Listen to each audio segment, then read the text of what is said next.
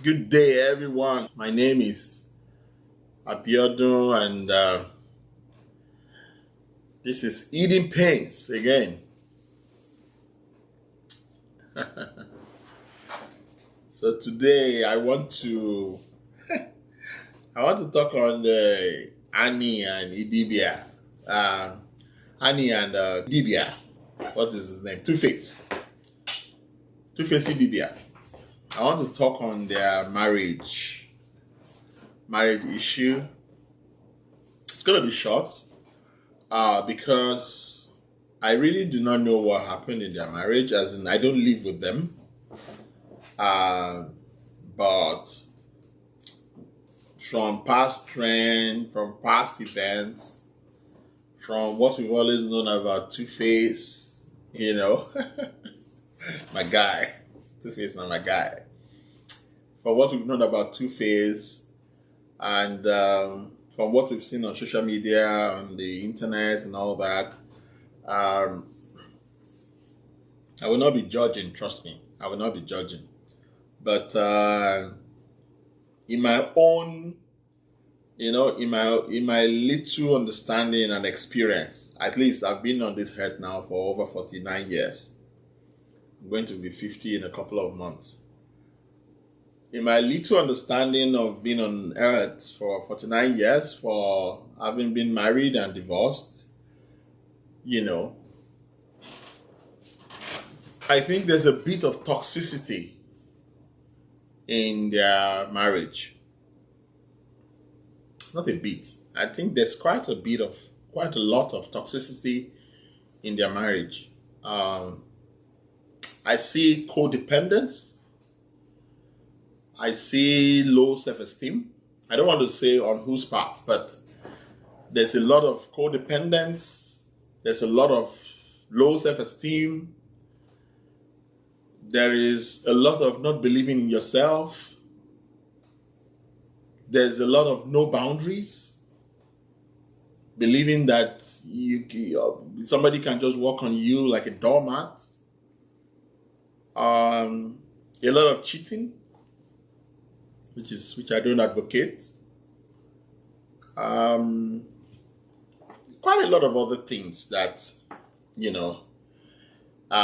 from experience, like I said, I can say this is what is happening. But I don't want to judge too much, but those are what I see. But there are lessons to be learned from there. And those are the lessons that I'm going to be talking about today. Number one, because of you being the wife or that you're the legal wife, it does not guarantee commitment on both sexes. If a man or a woman, or they come together, they decide to be married, that legal status does not guarantee that there will be commitment. Many women believe that being the legal wife, gives them security in marriage. However, this situation shows that legal status alone does not prevent infidelity. It does not prevent separation or even public humiliation. Commitment and respect matter more than just title. You will see some people who don't have that legal, they're not married, but they live together and they bring in a lot of commitment and a lot of respect. So having a legal status, people trying to go to the registry and get married, it doesn't guarantee, that there won't be infidelity. It doesn't guarantee commitment. It doesn't guarantee that there will be peace and all that in the home. Number two lesson is ignoring red flags can be very costly. When you ignore red flags when you start a relationship, man or woman, ignoring red flags can be very costly. If a man repeatedly cheats, because in the case of Annie and Tuface, if a man repeatedly cheats and has children with other women, these are major, major red flags. Ignoring them or hoping that marriage will change him often leads to, deeper emotional pain. Women must learn to recognize warning signs early and act accordingly. It is important to know the warning signs, and act accordingly. Self-worth. Number 3 lesson. Self-worth shouldn't depend on a relationship. Like I said earlier, I see low self-esteem. The fact that the wife needed rehabilitation after the separation suggests that she may have tied her identity and self-worth to the marriage. When I heard that Annie went to rehabilitation, it means that she had tied her self-worth, her value to the marriage. Women should build their confidence and self-esteem outside of relationships so that if things fall apart, they don't break down completely. Not just women, even men. It happens to men. If you are, putting your relationship, if your relationship is tied to self-worth, it's going to be devastating for you. If your self-worth is tied to a relationship, if your self-worth is tied to a particular relationship, it's going to be devastating for you if that relationship fails. That's what this third lesson is saying. Number 4 lesson is that we should be financially and emotionally independent. It is very key for both man and woman. Being financially and emotionally independent helps women make better choices.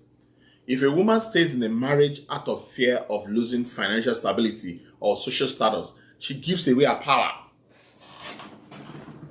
And men like it. If you, as a woman, depend on a man for finance and social status, I give it to you 100%. The man will ride on you. The man will treat you like doormat. The man will take you for granted. So I am an advocate that women should be financially independent. My videos advocate for women, trust me. It's not everybody. As we have bad men, so do we have bad women. As we have good men, we're also having good women.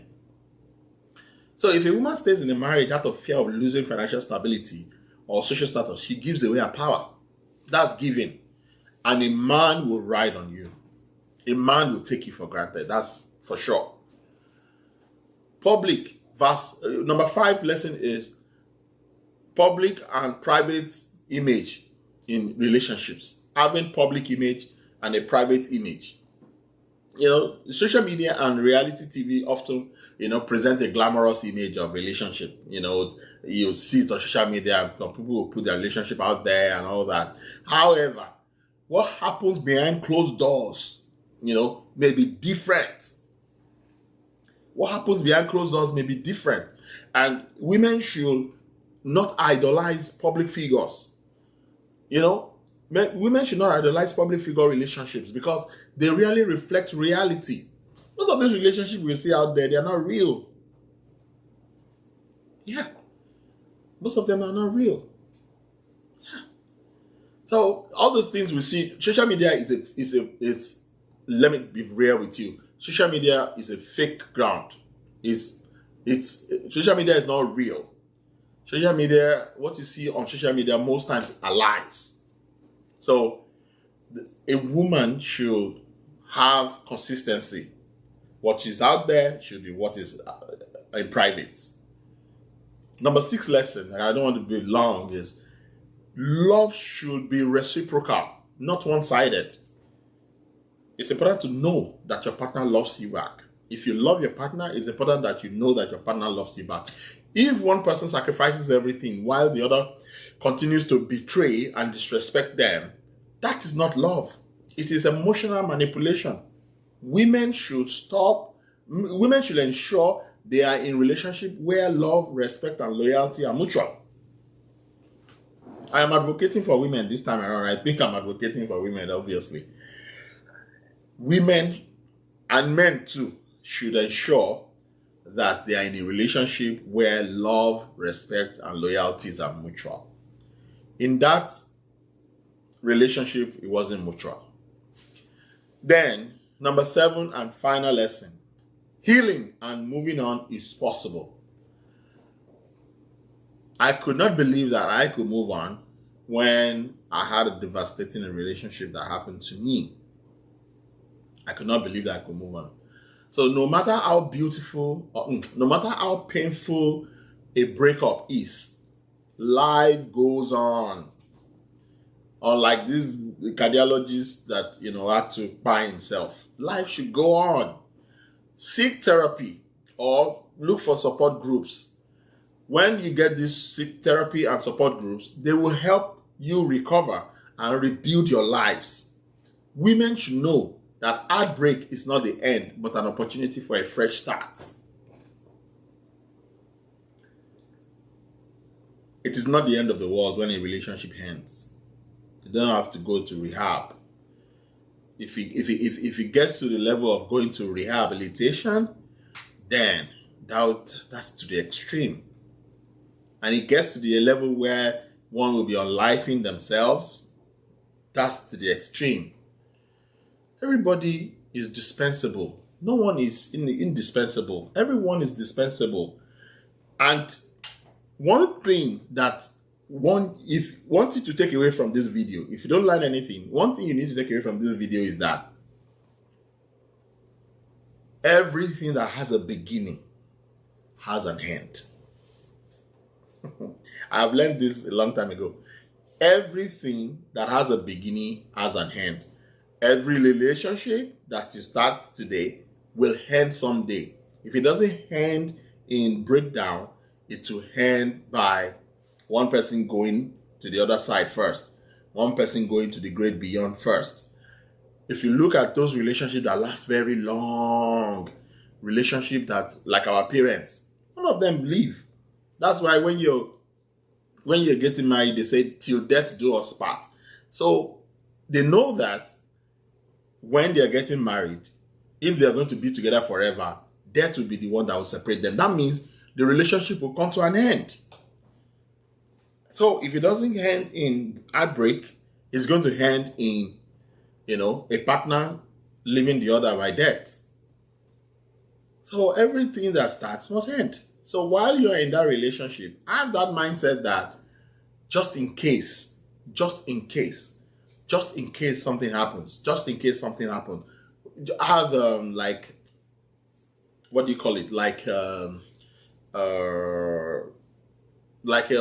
fallback to, like a go-to, a plan B, a plan C, just in case. Have a just in case. We call that in is it control, IT or something. Just in case. Have a package that is called just in case, so that if anything happens, you're not taken unaware. You're not caught unaware. You're prepared for it. Anything can happen, just like death can take away a partner. There can be a heartbreak. There can be divorce. There can be separation. So when all of these happens, like I said, what begins must end. Just like this video is going to end now. There was a time I started. Now I'm going to end the video. So whatever starts will end. I've never seen anything that started that has never ended. Nothing goes on forever. I will end the video right here. Thank you very much for listening. This is the 7 lessons that I learned from Annie and Tuface Idibia's marriage. I don't want to judge them. I wish them all the best. I believe Tuface is a great guy. Great Tubaba, great guy. Annie too, awesome lady, beautiful lady. If they go their different ways, I've heard that Tuface had moved on. I don't know how far that is true, but I heard he's moved on. But if they go their different ways, life will continue. What they should have paramount is those children that they have together.